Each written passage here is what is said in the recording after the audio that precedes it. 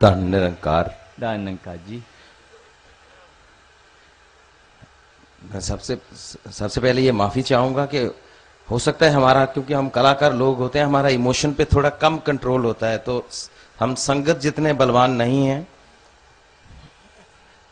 राज जी, राज कंवर साहब बैठे हैं और हमारे बहुत से फिल्म इंडस्ट्री से दोस्त बैठे हैं, सब मना कर गए बोलने के लिए, लेकिन क्योंकि बोलना बहुत मुश्किल है विवेक जी के लिए, और मुझे भेज दिया स्टेज पे कि सबकी तरफ से बोल के आओ। मेरे प्रेरणा स्रोत, बचपन में मैं उनको टीवी के सामने बैठ के देखता रहा और मैं भी बिगड़ गया, मैं भी एक्टर बन गया उनको देख देख के।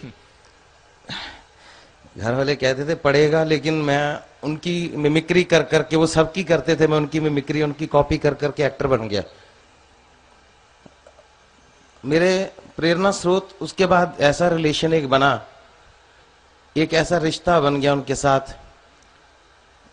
मेरे दोस्त, मेरे भाई, बड़े भाई बन गए मेरे वो।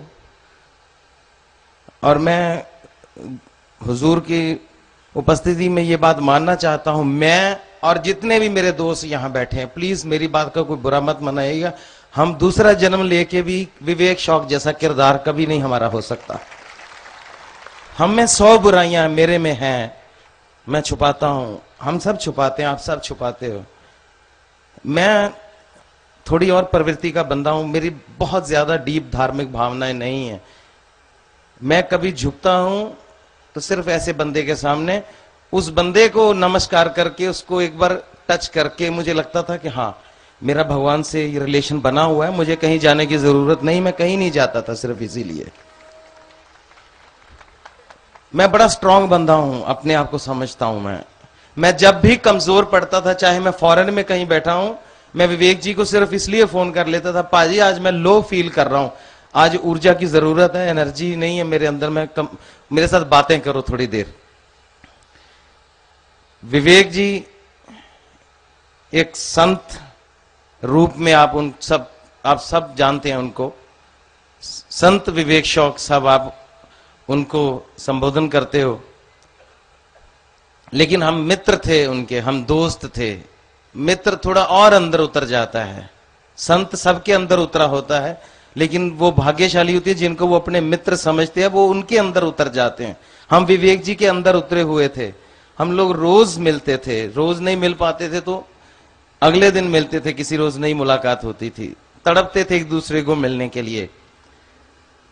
एक ऐसा रिश्ता विवेक जी के साथ था, लेकिन जो मैंने उनको समझा, उनकी एक प्रॉब्लम थी। उनकी प्रॉब्लम यह थी कि वो आत्म, अध्यात्म और परमात्म का सुमेल हो चुके थे। उनको आत्म का ज्ञान भी था, खुद को भी जानते थे, इसलिए दुनियादारी से भी जोड़ के रखा हुआ था। अपने परिवार को, अपने बच्चों को समझते थे, अपने दोस्तों की भावनाओं को समझते थे, इसलिए आत्म को भी जानते थे, अध्यात्म से भरे पड़े थे, और परमात्म से तो जरूर मिलते होंगे। वो कभी कभी लगता था कि ये कभी छुप छुपाते जाते होंगे और परमात्मा से मिलके बातें करके आते होंगे, जो उनके अंदर भरा पड़ा था। वो प्रॉब्लम हो चुकी थी, इतना ज्ञान, इतना कुछ उनके अंदर आ चुका था, इतनी अच्छाइयां, इतना कुछ उनके अंदर, शायद मानव शरीर उनके लिए छोटा पड़ गया होगा, इसलिए जाना पड़ा उनको, वो झेल नहीं पा रहा होगा शरीर उनको। और वैसे भी ऐसा बंदा जब इस अवस्था में पहुंच जाता है ना, वो या तो संसार से थोड़ा उठ जाता है या फिर संसार से उठ जाता है।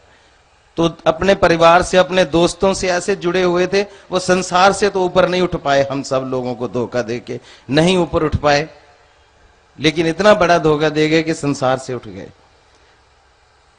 विवेक जी, सब लोग कहते हैं कि वो 47 साल की आयु में चले गए। 47 पंजाबी में कहते हैं, शायद 47 इसलिए कहते हैं ये संत वाली एज है। वाह वाह वाह, शायद 47 इसलिए बोलते हैं इसे। और कल मैं फोन पे, मेरे गुरु, मेरे उस्ताद हैं चाचा रौनकी राम कला के क्षेत्र में मेरे गुरु हैं वो। मैं जब आंखें नम थी बात कर रहा था, बात नहीं हो पा रही थी, मैंने कहा कि पाजी ये 47 साल की एज होती क्या है? बोले अभी तो तुम बता रहे हो कि वो संत थे और फनकार किस दर्जे के थे वो हमें पता है, किस रुतबे के वो कलाकार थे ये हम लोग समझते हैं, फिल्मी लोग।